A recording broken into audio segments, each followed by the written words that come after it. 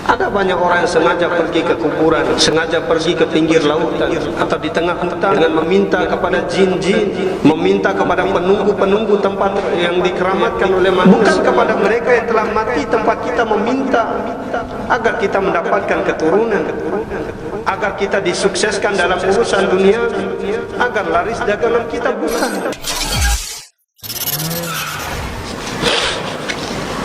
Yang kedua, kedudukan ar-roja. Lalu apa kedudukan ar-roja ini dalam agama kita?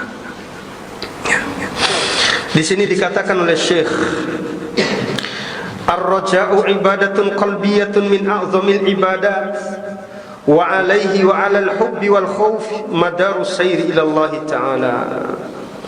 Bahwasanya roja itu adalah ibadah hati dan dia termasuk ibadah yang paling agung. Di atasnya dibangun sebuah ibadah, dan di atas cinta dan rasa takut seseorang itu berjalan menuju Allah Subhanahu wa taala. Allah Taala berfirman di dalam surah Al-Isra, "Qul ud'u alladziina za'amtum min dunihi fala yamlikuna kasfad durri 'ankum wala tahwila.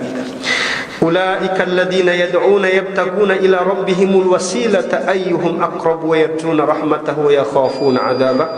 Inna 'adzaba rabbika kana mahdhura." Allah Subhanahu wa taala menyebutkan tentang orang-orang menyeru kepada selain Allah. Dia meminta kepada makhluk yang dia yakini memiliki kekuatan. Dia meminta kepada makhluk yang dia harapkan dari situ ada perubahan dalam hidupnya. Maka Allah Subhanahu wa taala ingatkan, "Qul ud'u alladziina za'amtum min dunihi fala yamlikuna kasfad durri 'ankum wala tahwila." Katakanlah wahai Muhammad, makhluk-makhluk yang kalian seru selain Allah Subhanahu wa taala. Apa yang kalian seru selain Allah Subhanahu wa taala? Tidak akan mungkin bisa melepaskan daripada kemudaratan yang ada pada dirimu, wala tahwila. Tidak juga bisa merubah daripada kondisi dan keadaan dirimu.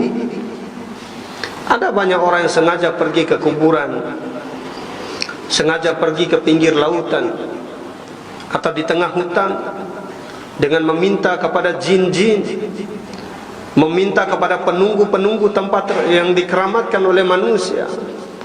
Ada banyak orang yang seperti itu meminta, dan dia berharap agar kesulitan-kesulitan yang ia hadapi dalam hidupnya bisa dilepaskan dengan menghambakan diri kepada syaitan.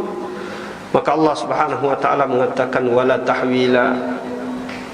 Makhluk yang dia sembah selain Allah Subhanahu wa taala tidak akan mungkin bisa merubah kehidupan mereka. Makanya Allah mengatakan ulaika alladziina yad'una, yang mereka minta selain Allah Subhanahu wa taala daripada wali-wali Allah yang telah meninggal dunia. Yabtaguna ila rabbihimul wasilata ayyuhum aqrab. Mereka itu berharap kepada Allah dengan melakukan amal-amal sebagai wasilah yang dapat mendekatkan mereka dengan Allah Subhanahu wa taala. Ayyuhum aqrab, siapa di antara mereka yang lebih dekat dengan Allah Subhanahu wa taala? Yarjuna rahmatahu wa yakhafuna 'adzabah. Mereka mengharap rahmat Allah dan mereka takut dengan siksaannya Allah Subhanahu wa taala. Sejatinya para wali-wali Allah yang disembah bersama Allah Subhanahu wa taala, selama hidupnya mereka bertaqarrub kepada Allah dengan melakukan amal soleh. Bukan kepada mereka yang telah mati tempat kita meminta agar kita mendapatkan keturunan, agar kita disukseskan dalam urusan dunia, agar laris dagangan kita. Bukan. Karena bukan di sana tempatnya untuk meminta. Dan Allah ingatkan itu. Orang-orang yang kalian minta kepada selain Allah, dari wali-wali Allah, para kekasih Allah yang telah mati, yarjuna rahmatahu wa yakhafuna 'adzabah. Sejatinya mereka dahulu di dunia mengharapkan rahmat Allah dan takut dengan siksanya Allah Subhanahu wa taala. Ini kedudukan ar-raja, ikhwati fillah, rahimani Allah wa iyyakum. Maka dengan demikian, dari ayat ini Allah Subhanahu wa taala membantah para pelaku-pelaku syirik, orang-orang meminta kepada selain Allah, yang mengagungkan tuan gurunya daripada perkataan Allah dan sabda Nabi sallallahu alaihi wasallam, yang lebih mendahulukan kiainya daripada perkataan Allah dan sabda Nabi sallallahu alaihi wasallam, yang meminta kepada orang-orang yang telah mati lalu dia meninggalkan Allah yang maha hidup dan tidak akan pernah mati. Dia meminta kepada sesuatu yang tidak bisa mendatangkan manfaat, tidak pula menolak mudarat. Mengapa dia tinggalkan Allah yang bisa merubah kehidupannya? Dari kesempitan diluaskan, dari miskin menjadi kaya, dari kesusahan diberikan kebahagiaan. Mengapa mereka melupakan Allah dan meninggalkan Allah Subhanahu wa taala? Ya ikhwati fillah, kaum muslimin yang dirahmati Allah, maka perbanyaklah kita berharap kepada Allah Subhanahu wa taala.